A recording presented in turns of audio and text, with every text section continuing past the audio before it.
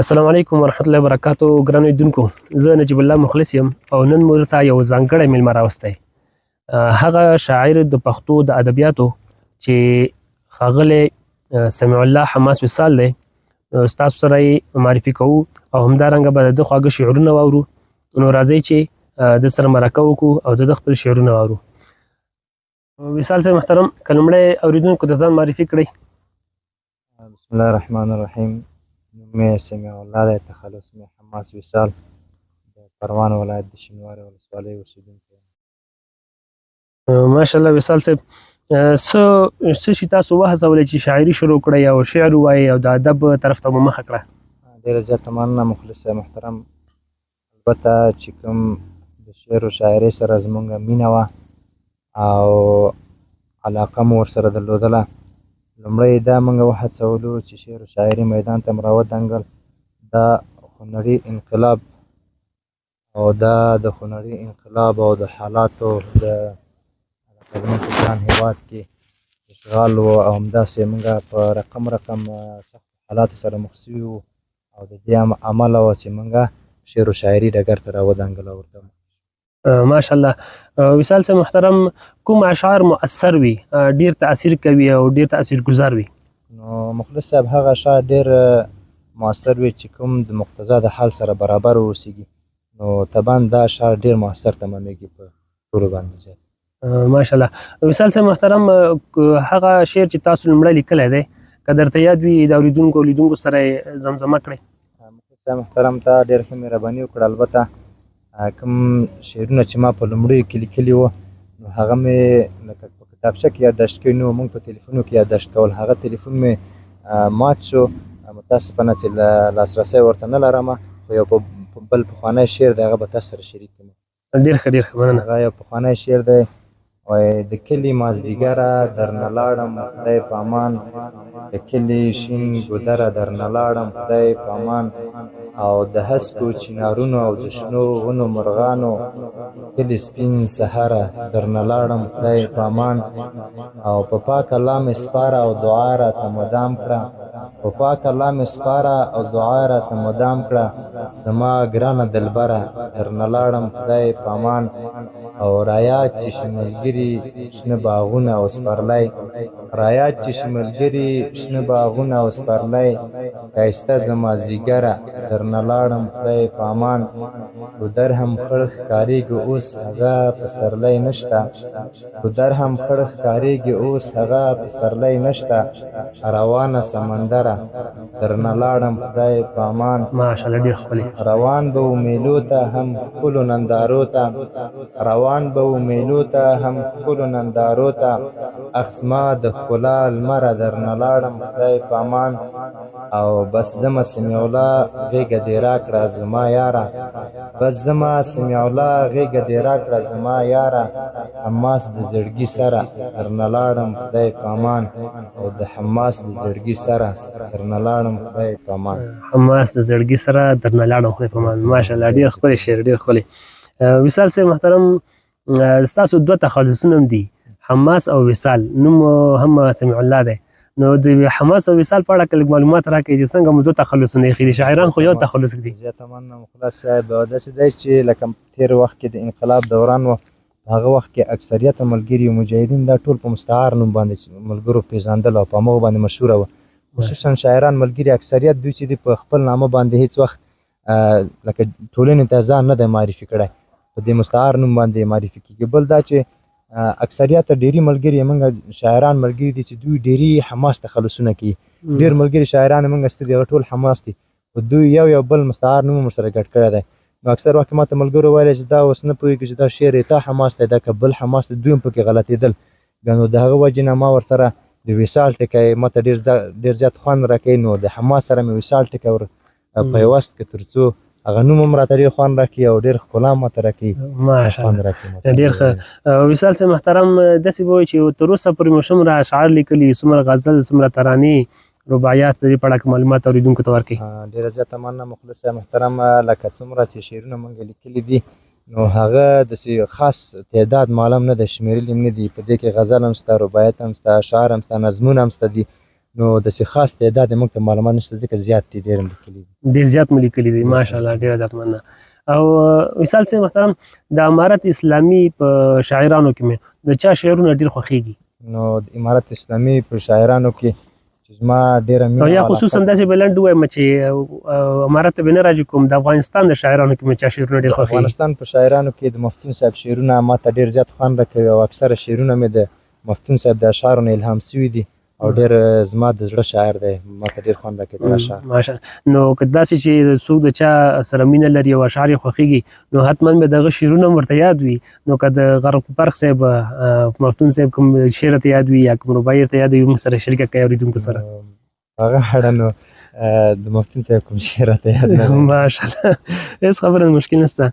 نو ښه او دا بله هغه داسې راشو چې د امارت اسلامي په نعتخوانانو کې د چا اواز مو ډېر خوښیږي، د چا ترنم مو ډېر خوښیږي؟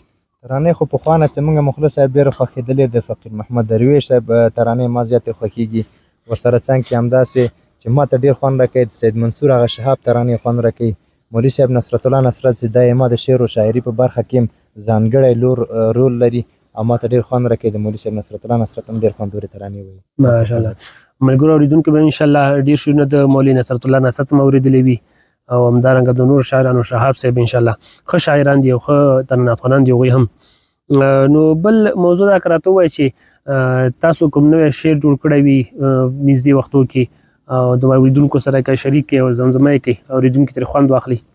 بلکل یو شعر مې لیکلی و، دا به د اورېدونکو سره شریک کړو. د شعر عنوان دی وایي له چا نه ډارېږو. تعالی مو رهبر دی له چا نه ډارېږو، کفري نړۍ لره خطر دی له چا نه ډارېږو.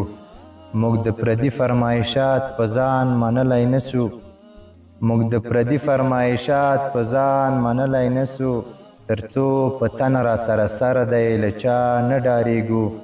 په دین مین یو په دې لاره کې سرونه شیندو، په دین مین یو په دې لاره کې سرونه شیندو، د فدایانو جوړ لښکر دی له چا نه ډارېږو. موږ د مشرانو اطاعت تر شهادته کوو، موږ د مشرانو اطاعت تر شهادته کوو، دا عقیده دا مو نظر دی له چا نه ډارېږو. د دې نظام لپاره ګل په شان ځوانۍ قربان شوې، د دې نظام لپاره ګل په شان ځوانۍ قربان شوې، په وینو رنګ لا هم سنګر دی له چا نه ډارېږو.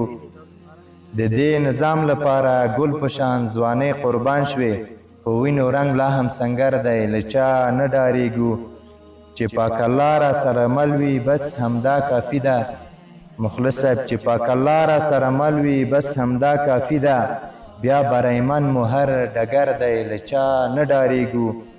په ځان مو فرض ګڼو خدمت د دین وطن او ملت، په ځان مو فرض ګڼو خدمت د دین وطن او ملت، ورته جوړ کړی مو دفتر دی له چا نه ډارېږو. حماسه ګران افغانستان نن هیڅ سیالان نه لري، حماسه ګران افغانستان نن هیڅ سیالان نه لري، سم قیمتي لعل او ګوهر دی له چا نه ډارېږو، سم قیمتي لعل او ګوهر دی له چا نه ډارېږو. یو بې مثاله مو رهبر دی له چا نه ډارېږو، کفري نړۍ لره خطر دی له چا نه ډارېږو. وصال صاحب محترم شعرونه ماشاءالله مزه کوي، زمزمې مزه کوي. نو که دا راته ووایي چې مکتب او مدرسه مو څومره ویلې ده؟ ډېره زیاته مننه مخلص صاحب محترم. مکتب مو تر 12 ټولګي پورې ویلی دی او د مدرسې دیني درسونه هم تر تکمیلې پورې درسونه ویلي دي.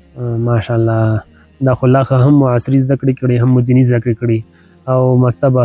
نو فانتون ته مو څنګه لاره پیدا نه کړه؟ که زړه مو نه وه یا څه مشکلات و څنګه فانتون زده کړې ته ادامه ورنه کړه؟ مخلص صاحب د پوهنتون سره ډېره قوي د وړکتوب نه ما مینه درلودله او اوس هم ورسره مینه لرم او انشاءالله دې ته تیار هم یم، تصمیم هم ورته لرم په آینده کې چې پوهنتون هم ووایم، د دیني زده کړو ترڅنګ به عصري زده کړې هم ورسره کوو انشاءالله.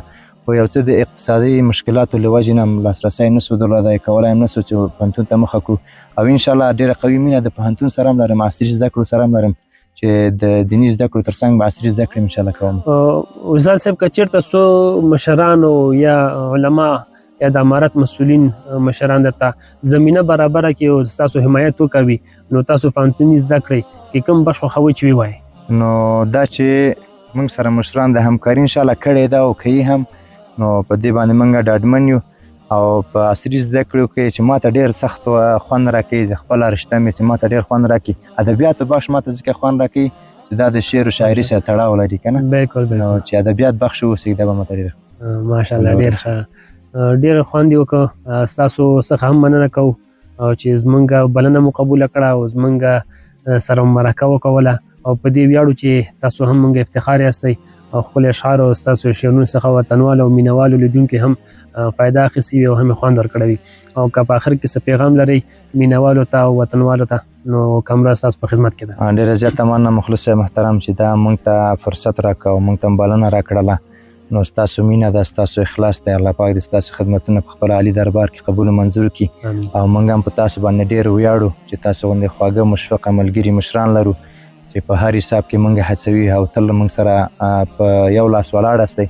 نو اورېدونکو مینوال ته مې دا پیغام دی چې الحمدلله په افغانستان کې اسلامي نظام راغلی دی، ټول د اسلامي نظام تر شا ودرېږو، دغه حمایت وکړو او د دښمن د تبلیغاتو پسې ور ونه ګرځو او ټول د اسلامي نظام تر چتر لاندې ژوند وکړو او په اتفاق اتحاد ورورولۍ باندې وطن ته هم ارتقا ورکړو، د وطن په پیشرفت کې هم کوشش وکړو او دغه شخړو مشکلاتو تبلیغاتو پسې ونه ګرځو او خصوصا کوم ملګري چې دي په هر رشته کې که عصري علومو کې دي که دیني علومو کې دا د خپل په زده کړو کې ډېر کوشش وکړي تر څو موږ تاسو ټول مصدر د خدمت د دین وطن او جامعې لپاره وګرځو.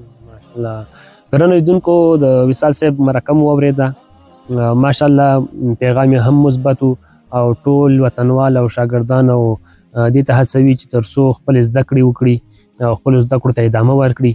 نو دا هم د وصال صاحب مرکه وه او په راتلونکي کې به انشاءالله زموږ سره پاتې شئ او همداسې خوندورې مرکې واورئ، شعرونه به واورئ د شاعرانو څخه ادیبانو څخه او خصوصا د هغه شاعرانو ادیبانو څخه چې ډېر ملګرو او ولس ته خدمت یې کړی دی او ډېر ولس باندې ګران دي. السلام علیکم ورحمت الله وبرکاتو.